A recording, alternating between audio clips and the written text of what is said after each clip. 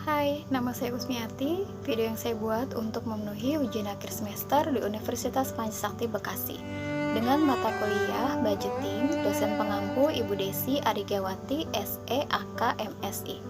Nomor induk mahasiswi 28922700001. Video kali ini saya akan membahas mengenai anggaran piutang. Pengertian anggaran piutang.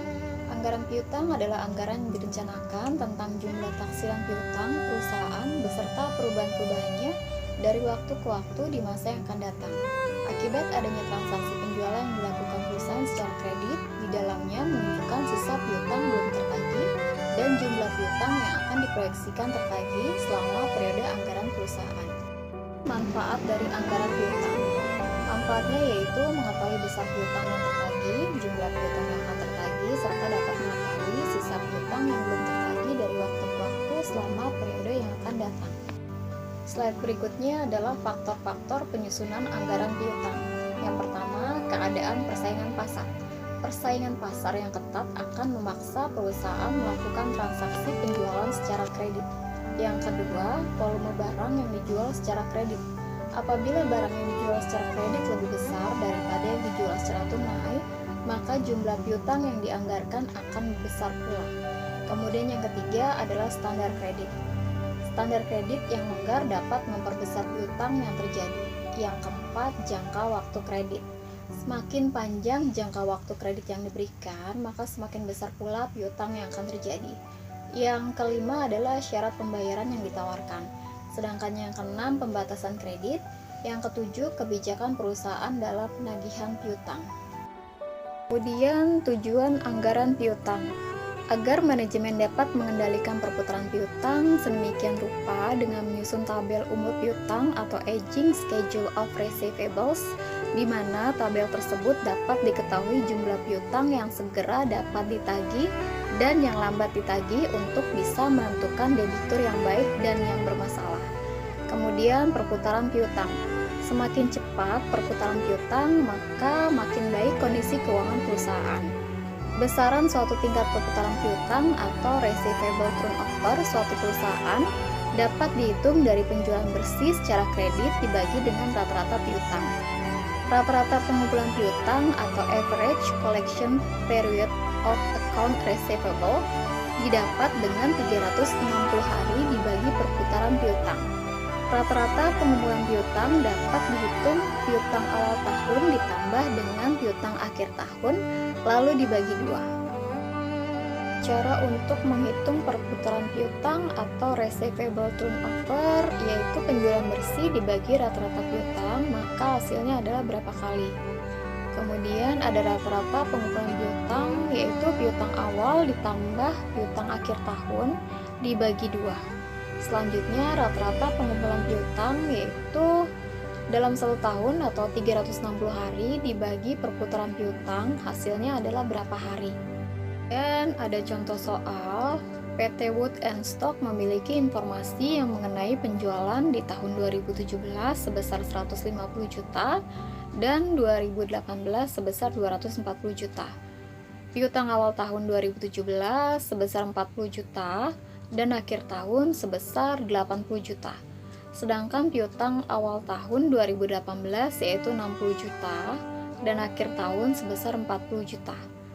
Di sini diminta untuk menghitung perputaran piutang dan rata-rata pengumpulan piutang pada PT Wood and Stock.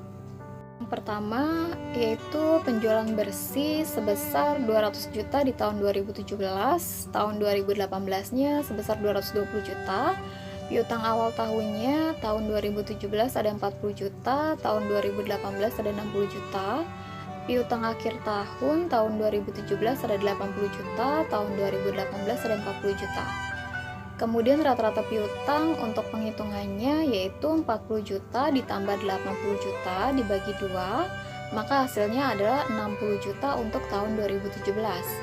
Kemudian untuk rata-rata piutang tahun 2018 yaitu 60 juta ditambah 40 juta dibagi 2, maka hasilnya adalah 50 juta. Kemudian ada perputaran piutang di tahun 2017 yaitu 200 juta dibagi 60 juta, maka hasilnya 3,3 kali setelah dibulatkan. Kemudian untuk tahun 2018 yaitu 200 juta dibagi 50 juta, maka hasilnya adalah 4,4 kali setelah dibulatkan. Kemudian rata-rata pengumpulan piutang 360 hari dibagi 3,3 kali, maka hasilnya 109 hari untuk tahun 2017. Sedangkan untuk tahun 2018 360 hari dibagi 4,4 kali, maka hasilnya adalah 82 hari. Contoh soal yang selanjutnya, PT Wood & Stock merencanakan penjualan bulan Januari 2018 yaitu 100 juta, kemudian Februari 200 juta, dan Maret 300 juta. Syarat pembayarannya ditetapkan 5/20 net 30, 75% pelanggan membayar 20 hari setelah bulan penjualan, 20% pelanggan membayar 10 hari terakhir bulan ke-1 sesudah bulan penjualan, dan 5% pelanggan membayar bulan kedua setelah bulan penjualan. Berdasarkan informasi tersebut, dapat dibuat anggaran pengumpulan piutang sebagaimana rincian perhitungan piutang bulan Februari, Maret, April, dan Mei, yaitu sebagai berikut. Untuk perhitungannya, pengumpulan piutang bulan Februari yaitu 75% dikali 200 juta, hasilnya 150 juta, dikurangi potongan tunainya 5%, dikali 150 juta, maka hasilnya adalah 7.500.000.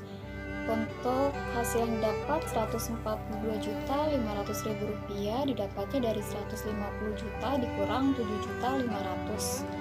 Kemudian 20% terkumpul dalam waktu 10 hari terakhir, maka 20% dikali 200 juta, maka hasil yang terkumpul adalah 40 juta rupiah.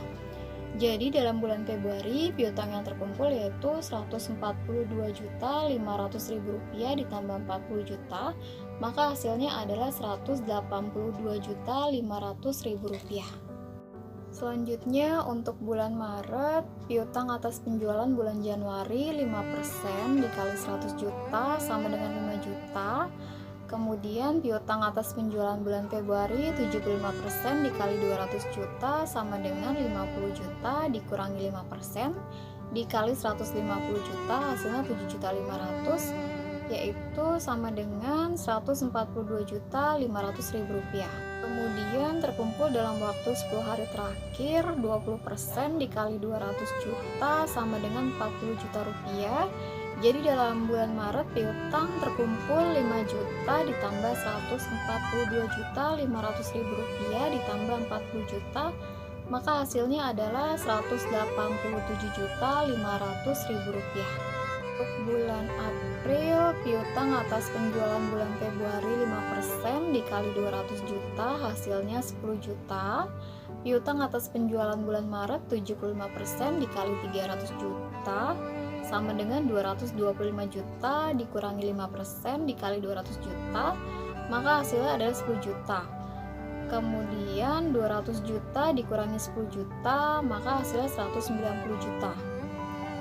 Lalu terkumpul dalam waktu 10 hari terakhir, 20% dikali 300 juta sama dengan 60 juta. Jadi dalam bulan April piutang terkumpul sama dengan 10 juta ditambah 190 juta ditambah 60 juta, maka hasilnya adalah 260 juta. Untuk perhitungan bulan Mei, piutang atas penjualan bulan Maret 5% dikali 300 juta, maka hasilnya adalah 15 juta. Dan seterusnya, yang pada umumnya perusahaan besar mempunyai banyak pelanggan dengan pembayaran kredit yang perkiraan transaksinya dapat ditentukan dari perilaku data masa lalu dan perjanjian kreditnya. Jadi untuk total nilai penjualan bulan Januari, Februari, dan Maret yaitu sebesar 600 juta rupiah. Kemudian untuk Februari totalnya 182.500.000 rupiah. Untuk bulan Maret sebesar 192.500.000 rupiah. Kemudian untuk bulan April sebesar 270 juta rupiah. Kemudian untuk bulan Mei-nya sebesar 15 juta rupiah. Sekian presentasi dari saya, kurang lebihnya mohon maaf. Wassalamualaikum warahmatullahi wabarakatuh.